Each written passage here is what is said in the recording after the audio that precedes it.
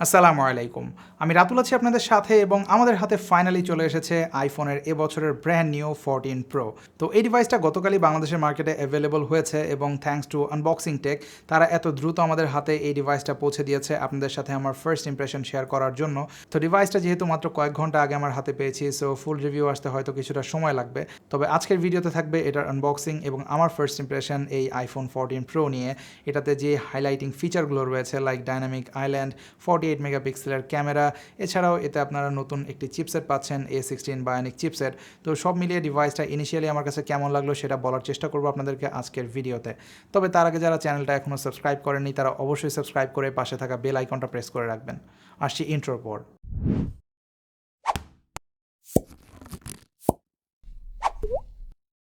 আমাদের আজকের এই ভিডিওটি স্পন্সর করেছে আনবক্সিং টেক। বসুন্ধরা সিটিতে রয়েছে তাদের ফ্ল্যাগশিপ স্টোর এবং তাদের কাছে আপনারা এই আইফোন 14 প্রো থেকে শুরু করে আরও বিভিন্ন ব্র্যান্ডের smartphone and wide variety of gadgets পেয়ে যাবেন বেশ সুলভ মূল্যে। সো আপনারা যদি এই ডিভাইসটা পারচেস করতে চান তাহলে ডিসক্রিপশনে থাকা লিঙ্কে ক্লিক করুন। তাদের ওয়েবসাইটে গিয়ে আপনারা সরাসরি অর্ডার করতে পারবেন যে কোনো গ্যাজেটস বা স্মার্টফোনস। অলরাইট, তো এই হচ্ছে আইফোন 14 প্রো এর বক্স এবং 14 প্রো এবং প্রো ম্যাক্স দুটো একেবারেই সিমিলার, জাস্ট ডিসপ্লে সাইজে একটু পার্থক্য রয়েছে, একটা 6.1 ইঞ্চ, অন্যটা 6.7 ইঞ্চ।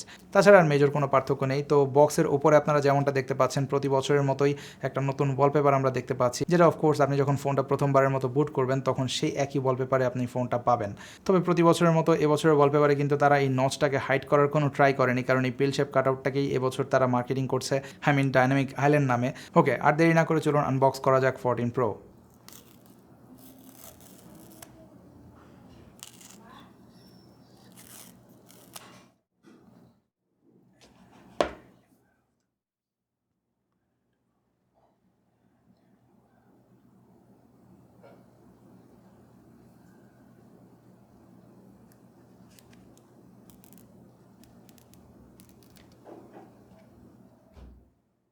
অ্যান্ড দেয়ার ইউ গো।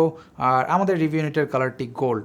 ফোনটির পর আপনারা পাচ্ছেন অ্যাজ ইউজুয়াল ছোট এই এনভেলপ, যার ভিতরে রয়েছে কিছু পেপার ওয়ার্ক, একটি SIM ejection tool, and of course Apple sticker, and last but not the least একটি type C to lightning cable. That's it. Charger কিন্তু প্রোভাইড করা অনেক আগেই বন্ধ করে দিয়েছে অ্যাপল।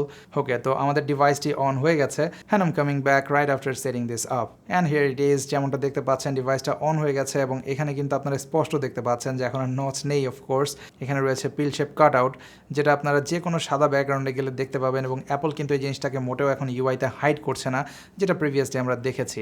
বাট কয়দিন পরে এটাই দেখবেন প্রত্যেকটা অ্যান্ড্রয়েড ব্র্যান্ডও কপি করা শুরু করেছে। আর অন্য কত দ্রুত এটা অ্যাডপ্ট করতে পারে সফটওয়্যার ওয়াইজ, বাট করবে এটা for sure.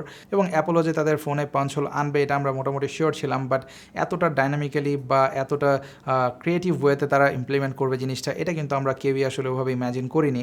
And I have to say যে এটা খুবই ইনটুইটিভ, এবং এখন পর্যন্ত যদিও এটা একেবারে ফার্স্ট পার্টি যে অ্যাপগুলো রয়েছে সেগুলোতেই সাপোর্টেড, লাইক দিস টাইমার। আপনি যদি টাইমার সেট করেন এবং এটাকে যদি আপনারা সোয়াইপ করে দেন, আগে যেটা হতো আপনাকে কিন্তু নোটিফিকেশন টান দিয়ে বা অন্য কোনো উপায়ে দেখতে হতো, বাট এখন আপনারা কিন্তু এই ডাইনামিক আইল্যান্ড যে জায়গাটা রয়েছে এটাতেই আসলে ডাইনামিক্যালি জিনিসটা অ্যাডজাস্ট হয়ে যাবে, যেটা আপনারা দেখতে পাবেন যে কোনো সময়। এবং এই জায়গাটাতে শুধু একটা অ্যাপ যে সাপোর্ট করে এমন না, মাল্টিপল অ্যাপস, লাইক আমি এখন রেকর্ড করছি এবং এটাও কিন্তু সেপারেট একটা আইকন হিসেবে দেখাবে, যেটা আবারও দেখতে কিন্তু খুবই ইনটুইটিভ লাগে।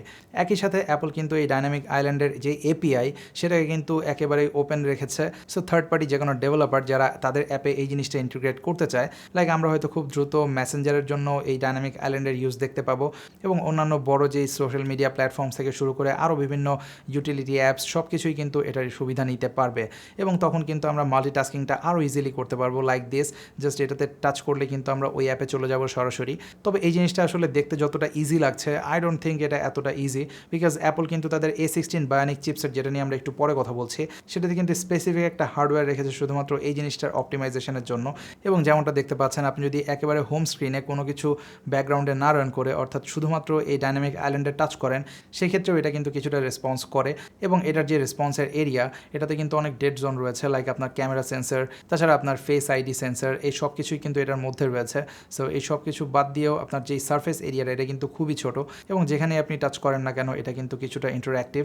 সো ইউআই এর এই জিনিসগুলো আসলে অনেক বেশি পলিশড লেগেছে আমার কাছে, একেবারে ফার্স্ট জেনারেশন হিসেবে। So this is apples way of punch whole cut out, এবং এটাকে তারা প্রপার ইউটিলাইজ করেছে, আই হ্যাভ টু সে। এবং এর পরের যে চেঞ্জটা এই ফোনে আপনারা পাবেন সেটাও কিন্তু ডিসপ্লে রিলেটেড, এবং এই বছরের ডিসপ্লেটাই আসলে সব থেকে বেশি ইন্টারেস্টিং আমার মতে, কারণ পেছন সাইডটা দেখে আপনারা বুঝতেই পারছেন খুব মেজর কোনো পরিবর্তন ডিজাইন ওয়াইজ অ্যাটলিস্ট আসেনি। এবং ডিসপ্লে ওয়াইজ আরেকটা যে বড় পরিবর্তন এসেছে সেটা অ্যান্ড্রয়েড মার্কেট ইউজারদের কাছে অত বেশি ইম্পর্টেন্ট না, which is always on display. এবং অলওয়েজ অন ডিসপ্লে আসলে আমরা অ্যান্ড্রয়েড মার্কেটে অনেক বছর ধরে পেয়ে আসছি, অনেক সস্তা ফোনেও পেয়ে আসছি, এত এক্সপেন্সিভ ফোনে always on display finally here. At least এত বছর পরে হলেও অ্যাপল এটা ইমপ্লিমেন্ট করেছে। হ্যাঁ এগেন টিপিক্যাল অ্যাপল ওয়ে, এটা কিন্তু আপনার একেবারে খুব বেশি ডিম হয় না যেমনটা দেখতে পাচ্ছেন।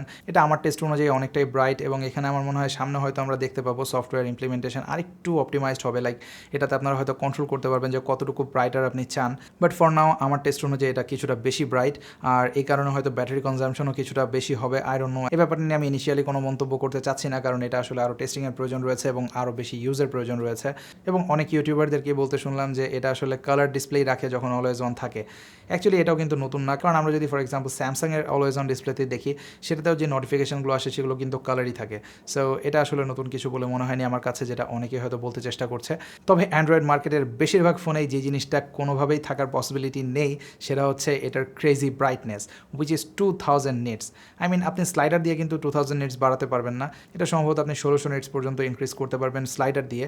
এবং অ্যাম্বিয়েন্ট লাইট সেন্সর যখন বুঝতে পারবে যে আপনি অনেক বেশি ব্রাইট একটা সিচুয়েশনে রয়েছেন, তখন কিন্তু এটা 2000 নিটস পর্যন্ত ব্রাইটনেস হিট করবে। সো এই ফোনটা আপনি এখন ডিরেক্ট সানব্লাস্টে গিয়ে সূর্যকেও চ্যালেঞ্জ করতে পারবেন। I mean at least you can try now. হ্যাঁ থার্ড যে বিগেস্ট চেঞ্জটা আপনারা iPhone 14-এ পাচ্ছেন তা হলো ক্যামেরা। এটার যে প্রাইমারি ক্যামেরা সেটা এখন বাম্প আপ করা হয়েছে 48 মেগাপিক্সেলের, এবং আপনারা জানেন যে আইফোন ইউজাররা কিন্তু গত 7 বছর 12 মেগাপিক্সেলের স্টাক ছিল, যদিও তারা বিভিন্ন সময়ে পিক্সেলের সাইজ বড় করেছে, বিভিন্ন সময় তারা সেন্সরের সাইজ বড় করেছে, বাট তারা কিন্তু মেগাপিক্সেল এই ফার্স্ট এত বেশি বাম্প আপ করলো।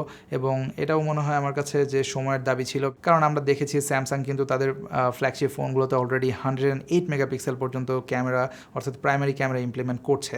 তো সেই দৌড়ে হয়তো আইফোনও পিছিয়ে থাকতে চায়নি, এবং তারা এখন 48 মেগাপিক্সেলের প্রাইমারি ক্যামেরা এই ফোনটাতে দিয়েছে। শুধু তাই না, এর যে প্রাইমারি সেন্সর সেটা কিন্তু লাস্ট ইয়ার থেকে 65% লার্জার সেন্সর। সো এটা অনেক বেশি লাইট ক্যাপচার করতে পারবে, এবং যত বেশি লাইট ক্যাপচার করতে পারবে লো লাইট পারফরমেন্স তত ভালো থাকবে। আর লো লাইট পারফরমেন্স ভালো থাকা মানে একটা ফোনের ক্যামেরা কিন্তু অলরেডি অনেক বেটার রেজাল্ট দেয়া। সো সেদিক থেকে আপনারা এটাতে অনেক বেটার রেজাল্ট পাবেন যদি আপনারা লাস্ট জেনারেশনের 13 লাইনআপের সাথেও কম্পেয়ার করেন।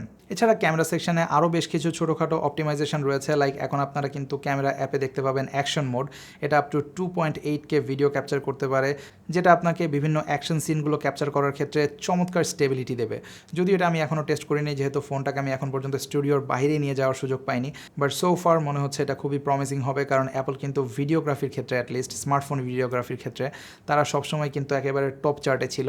তাছাড়া এখন আপনারা ক্যামেরা অ্যাপে গেলে মোট 4টা অপশন দেখতে পারবেন জুমের, অর্থাৎ প্রাইমারিলি এতে 0.5 থেকে শুরু হয়, যেটা অফকোর্স আলট্রা ওয়াইড, এবং এরপর আপনারা 1x-এ যেটা প্রাইমারি 48 মেগাপিক্সেলের ক্যামেরা সেটা দিয়ে ছবি তুলবেন। দেন 2x-এ গেলে কিন্তু আপনাকে মোটামুটি ভালো একটা রেজলিউশন প্রোভাইড করবে, যেহেতু এতে 48 মেগাপিক্সেল রেজলিউশন রয়েছে। সো এটা ক্রপ করলেও কিন্তু ডিটেল লস খুব বেশি হবে না, স্পেশালি ডে লাইটে।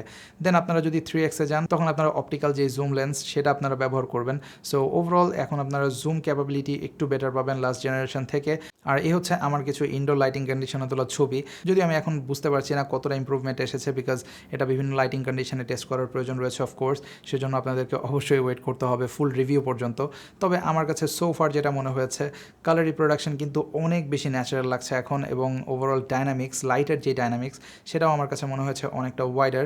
So wider dynamic range definitely এই ফোনটাতে আপনারা পাবেন, যেটা আমরা এক্সপেক্ট করতে পারি এই ধরনের একটা লার্জার সেন্সর থেকে। একই সাথে ফ্রন্টের যে 12 মেগাপিক্সেলের সেন্সর সেটার রেজলিউশন ইনক্রিজ না করা হলেও সেটাতে যে অ্যাপারচার সেটা কিন্তু এখন 1.9 অ্যাপারচারের, এবং এটাতে ফার্স্ট টাইম ইমপ্লিমেন্ট করা হয়েছে অটো ফোকাস। যেহেতু এখন এটাতে অটো ফোকাস রয়েছে, সো এখন আপনারা এটাতে সিনেম্যাটিক ভিডিও করেন বা টিপিক্যাল ভিডিও করেন, সেগুলোতে ফোকাস আরও বেটার থাকবে অবশ্যই। এর পরের যে বড় পরিবর্তনটা থাকছে তা অবশ্যই থাকছে এতে থাকা A16 বায়োনিক চিপসেট, এবং এই চিপসেটটির সবথেকে বড় সুবিধা হচ্ছে এর আর্কিটেকচার, যেটা 4 ন্যানোমিটার বেসড। সো এটা অনেক বেশি এনার্জি এফিশিয়েন্ট হবে, এবং এটা image signal processing of far better then last year. So এতে আপনারা ক্যামেরা, যেটা আমরা বললাম একটু আগেই, ক্যামেরা সেকশনে আপনারা ভালো ইম্প্রুভমেন্ট দেখতে পারবেন। যদিও এটা A15 বায়োনিক থেকে যে একেবারে নাইট অ্যান্ড ডে ফাস্টার ব্যাপারটা এরকম না, বাট এটার যে জিপিইউ পারফরমেন্স সেটা অনেকাংশে ইনক্রিজ হয়েছে। সো আপনারা যারা গেমার রয়েছেন তারা অবশ্যই এটার বেনিফিট নিতে পারবেন। দেন এগেইন এটাও আসলে কিছুটা টেস্ট করার প্রয়োজন রয়েছে, বা কতটুকু হিট জেনারেট হয় ছবি তোলার ক্ষেত্রে বা গেম খেললে, এই জিনিসগুলো নিয়ে কথা বলবো ডিটেইলে ফুল রিভিউতে। দেন ফোনটার যে যে থিকনেস সেটাও কিছুটা বড় হয়েছে, একই সাথে এতে আপনারা ক্যামেরার যে বাম্প সেগুলোও দেখতে পাচ্ছেন হিউজ। সো লাস্ট ইয়ারের যে 13 Pro এর কেস বা Pro Max এর কেস, আপনি যদি এক্সপেন্সিভ কোনো কেসে ইনভেস্টেড থাকেন সেক্ষেত্রে হয়তো এটা ব্যবহার করতে পারবেন না এই ফোনে, বিকজ ক্যামেরা সেটআপের এই জায়গাটা অবশ্যই কিছুটা বড়। এছাড়াও ছোটোখাটো আরও বেশ কিছু ফিচার্স ইমপ্লিমেন্ট করা হয়েছে যেটা আমাদের দেশের জন্য খুব বেশি উপযোগী বলে আমার মনে হয়নি। লাইক এটাতে রয়েছে স্যাটেলাইট কানেকশন, যেটা আপনি ব্যবহার করতে পারবেন কোনো ইমার্জেন্সি সিচুয়েশনে যেখানে আপনি হয়তো মোবাইলে নেটওয়ার্ক পাচ্ছেন না এবং খোলা জায়গাতে গিয়ে এর যে ইউআই সেটার হেল্প নিয়ে আপনি কিন্তু স্যাটেলাইটের সাথে কানেক্টেড হয়ে যে কোনো মেসেজ সেন্ড করতে পারবেন। বাট আমাদের দেশে হয়তো এটার কার্যকারিতা খুব বেশি থাকবে না। একই সাথে আইফোন এখন ক্র্যাশ ডিটেক্ট করতে পারবে, অর্থাৎ আপনি যদি কার ক্র্যাশ করেন বা আপনি বাইকে যাচ্ছেন তখন আপনি ক্র্যাশ করেন, সেই জিনিসটাও ডিটেক্ট করে অটোমেটিক্যালি এসওএস মেসেজ সেন্ড করবে আপনার আইফোন। বাট এগেইন এই দুটো ফিচারই আমার মনে হয় না বাংলাদেশের পার্সপেক্টিভে খুব বেশি উপযোগী। তবে একটা ফিচারের সুবিধা আমাদের বাংলাদেশের ইউজাররা নিতে পারবে, সেটা হচ্ছে up to 33 watt wire charging speed. So এটা ইনক্রিজ হয়েছে লাস্ট ইয়ার থেকে, বাট এর যে ম্যাক্সেফ চার্জিং স্পিড সেটা কিন্তু আগেরটাই রয়েছে। তো এই ছিল বেসিক্যালি আমার ফার্স্ট ইমপ্রেশন এই আইফোন 14 Pro নিয়ে, বা Pro Max-এর কথা ধরতে পারেন, কারণ সেটা জাস্ট 6.7 ইঞ্চের ডিসপ্লে রয়েছে, বাকি সবই সেম। তো এই ফোনটা আমি আরও বেশ কিছুদিন ব্যবহার করব এবং চেষ্টা করব খুব দ্রুত আপনাদের জন্য একটা ফুল ইনডেপথ রিভিউ নিয়ে আসতে, বাংলাদেশের পার্সপেক্টিভে এই ফোনটা আসলে কতটা বেটার হবে আপনার জন্য সেটা জানাতে। তবে তার আগে আমি আপনাদেরকে সাজেস্ট করব এখনই ফোনটা না কিনতে, যেহেতু বাংলাদেশে মাত্র এন্টার করেছে। সো 2-1 সপ্তাহ হয়তো ওয়েট করলে তখন আপনারা ভালো একটা প্রাইসে ফোনটা কিনতে পারবেন। এখন কিন্তু প্রাইস একেবারেই insane, so hold for a few days. আর তাছাড়া এই কয়েকদিনের মধ্যে আমার আরেকটা রিভিউ আসছে গ্যালাক্সি ফোল্ড 4 নিয়ে। তো এই দুটোই কিন্তু একেবারে top of the line phone, একটা স্যামসাংয়ের পক্ষ থেকে আর একটা আইফোনের পক্ষ থেকে। এবং যদিও এই দুটো আসলে সাইড বাই সাইড যায় না, কারণ দুটো ডিফারেন্ট ক্যাটাগরির ফোন, বাট আমি নিজে পার্সোনালি এবছর আপগ্রেড করব, কারণ আমার 2 বছর হয়ে গেছে আইফোন 12 মিনি ব্যবহার করছি এবং এবছর হয়তো আমি আপগ্রেড করব, যেহেতু এবছর কোনো নতুন মিনি ফোন আমরা পাইনি। তো আমি কিছুটা কনফিউজ যে এই দুটোর মধ্যে কোনটাতে আমি নিজে সেটেল হব। তো সেগুলো নিয়ে ডিটেল হয়তো কথা হবে সামনের কোনো ভিডিওতে। সে পর্যন্ত সবাই অনেক অনেক ভালো থাকবেন, সুস্থ থাকবেন। চ্যানেলটা সাবস্ক্রাইব করে না থাকলে অবশ্যই সাবস্ক্রাইব করে পাশে থাকা বেল আইকনটা প্রেস করে রাখবেন। দেখা হবে পরবর্তী কোনো ভিডিওতে। টিল দেন, আল্লাহ হাফেজ।